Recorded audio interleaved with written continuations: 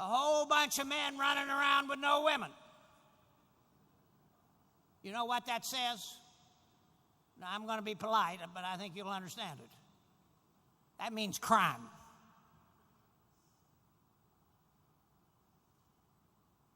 We need to quit acting like a bunch of poor stepchildren to China. Where would China be if we didn't buy from them?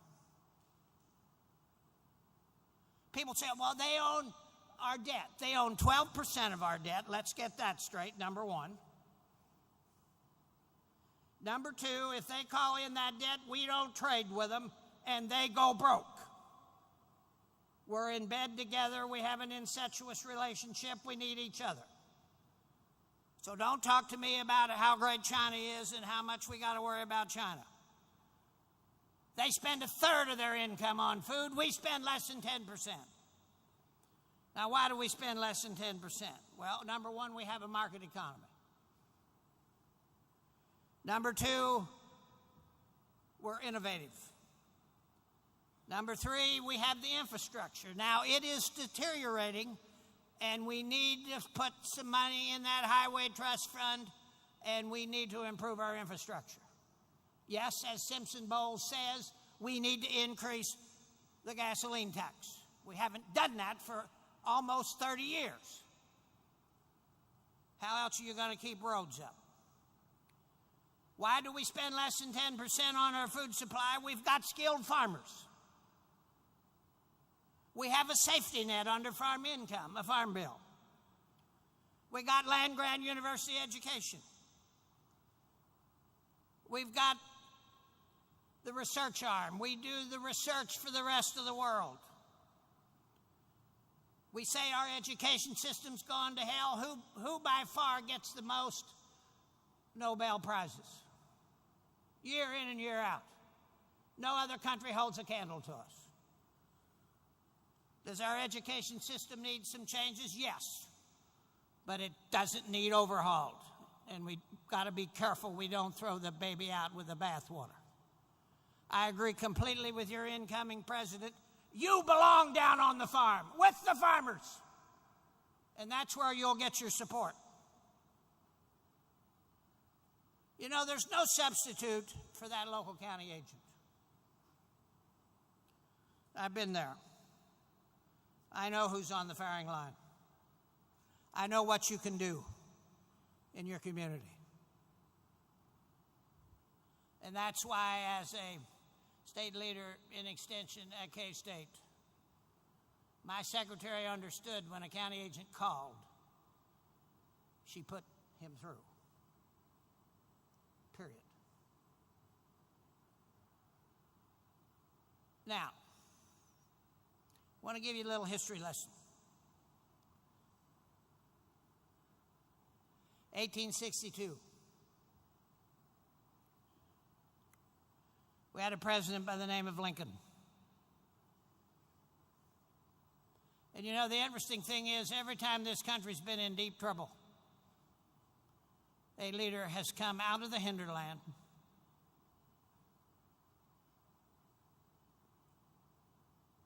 and basically turned it around and put us back on the track.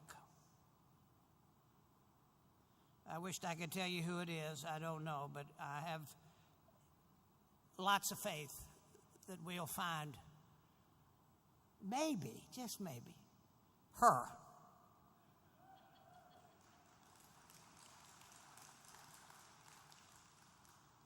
Just maybe. We were losing the war in 1862. Lincoln's little boy, Willie, died. He was apt to be depressed anyhow. Yet here's what he did in the summer of 1862.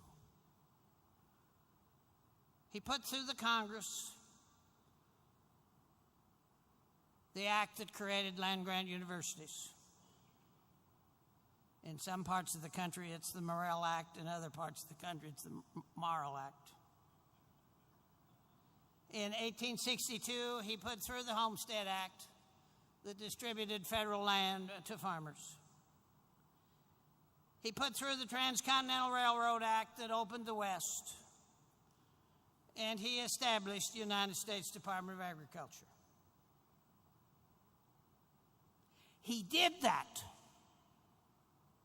in 8 weeks and 17 pages of legislation. Now, frankly, if I was a member of the Congress of the United States today, I would be embarrassed. And I've told all the Kansas delegation that.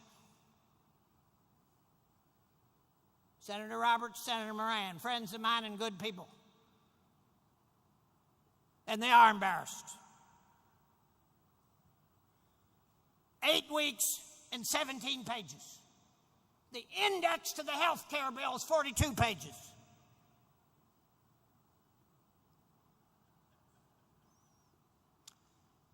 Now, we will get a new farm bill.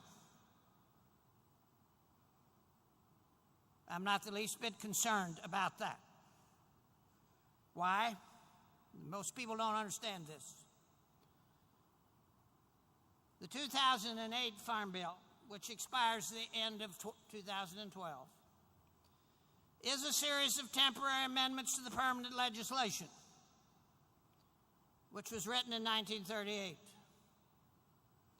If we allow the 2008 bill to expire without passing a new one, we revert back to the Agricultural Adjustment Act of 1938, part of Roosevelt's New Deal.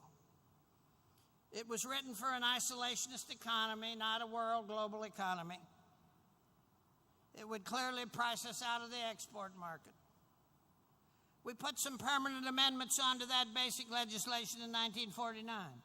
But every farm bill since is sunsetted, and then we revert back to the permanent legislation.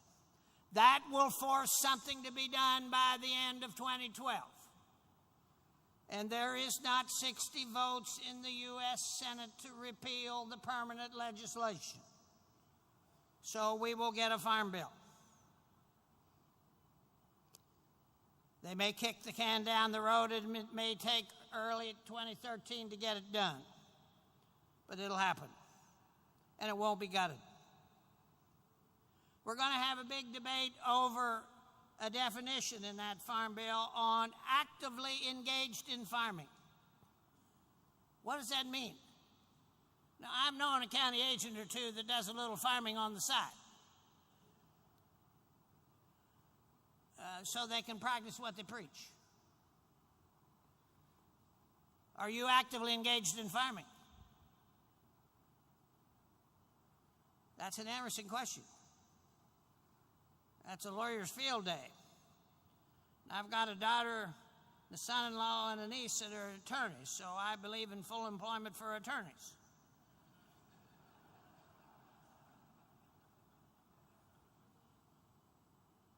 Are you actively engaged in farming? Going to be a tough battle to settle. Big issue. We will means test farm programs. Right now, if you gross more than $750,000 off of your farm operation, you're no longer eligible for farm programs. That will be lowered, no question. Now, some say, well, do we need a new farm bill? I mean, look at commodity prices. Why would we need a farm bill? Well, let me tell you something. I'm about to turn 70.